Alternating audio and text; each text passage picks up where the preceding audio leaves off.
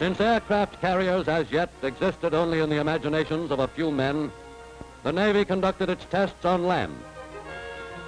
Any idea that looked as though it might work was given a trial.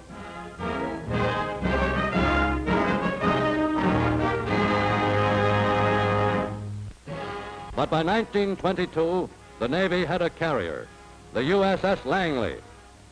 To Lieutenant Commander Godfrey Chevalier went the honor of making the first landing on the Langley, a landing which proved there was much to learn.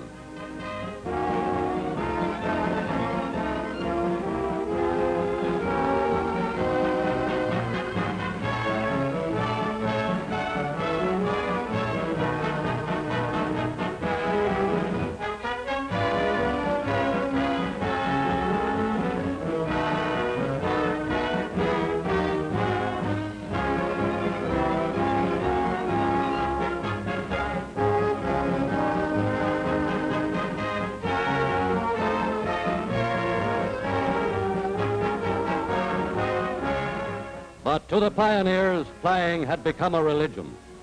Despite the great personal risks involved, they were determined to perfect, by trial and error, a dependable technique.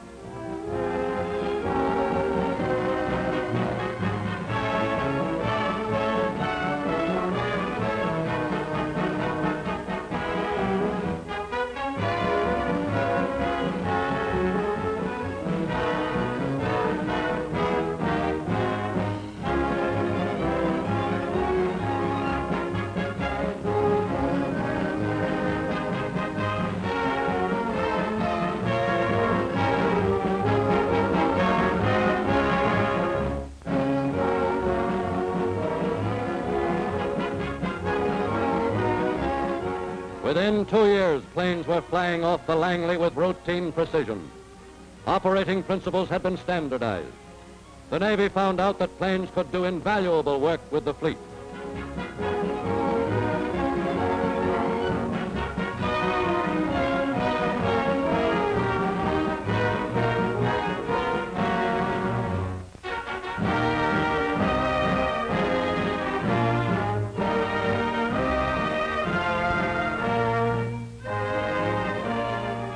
Models of proposed types of planes were made and test flown in the Navy's first crewed wind tunnel, where an idea of their airworthiness could be estimated.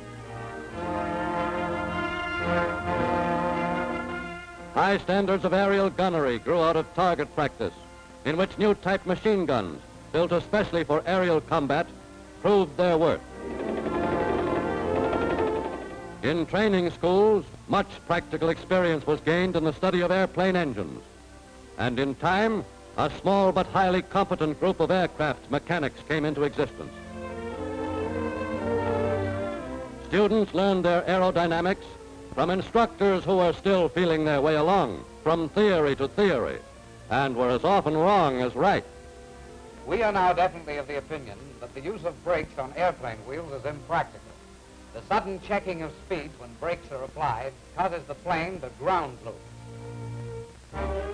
Always alert to the development of aircraft of every type, the Navy early experimented with lighter-than-air ships.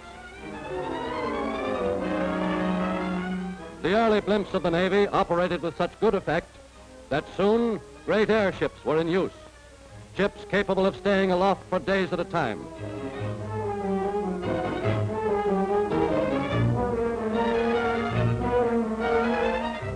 Potent backer of the airships was Rear Admiral William A. Moffett, who, along with H.B. Wiley and Charles E. Rosendahl, had the vision and energy to encourage the development of new ideas, such as the use of the airship as an airborne hangar for fighting planes.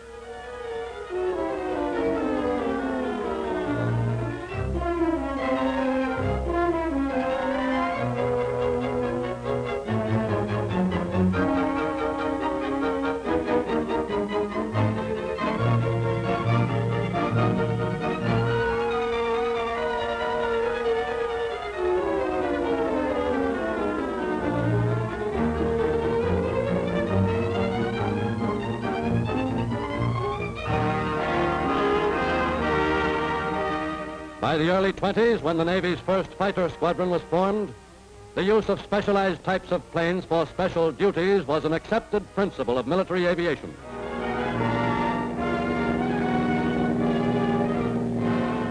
Along with fighters, there were the Curtiss Helldivers, in which Marine Corps flyers originated dive bombing and developed it into a technique of deadly efficiency in the war at sea.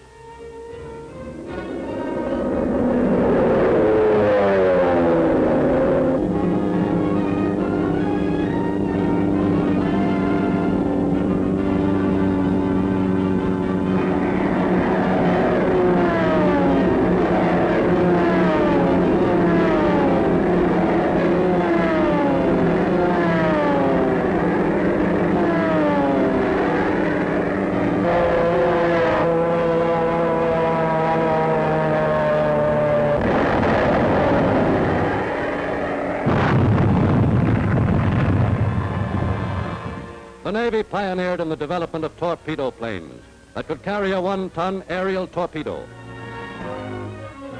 But many an unsuccessful run was made in the early days before all the problems of dropping torpedoes from the air could be solved, and a technique developed which ensured consistently accurate results.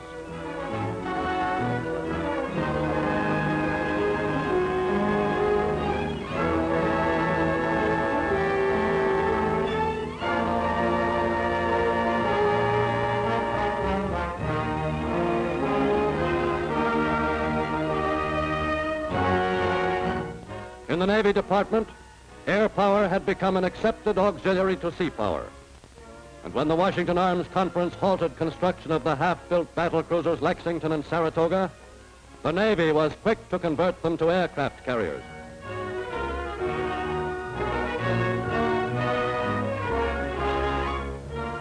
Into these ships went all the ingenuity and inventiveness of American shipbuilders and engineers. On their spacious flight decks, thousands of takeoffs and landings were to be made. Thousands of men to learn the secrets of carrier operations. For years, the Lexington was destined to serve with her sister ship, the Saratoga, as a proving ground for new ideas, new types of planes, and new techniques of operation with the fleet, until carrier flying in the United States Navy became synonymous with speed and efficiency.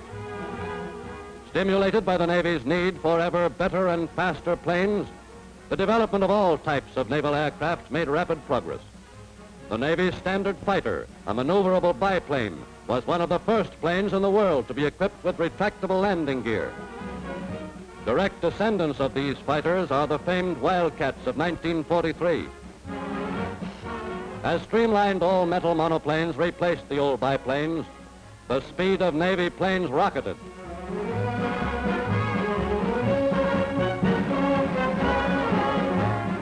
As the range of airplanes increased to thousands of miles, giant patrol bombers took over many of the duties of warships in scouting and anti-submarine patrol.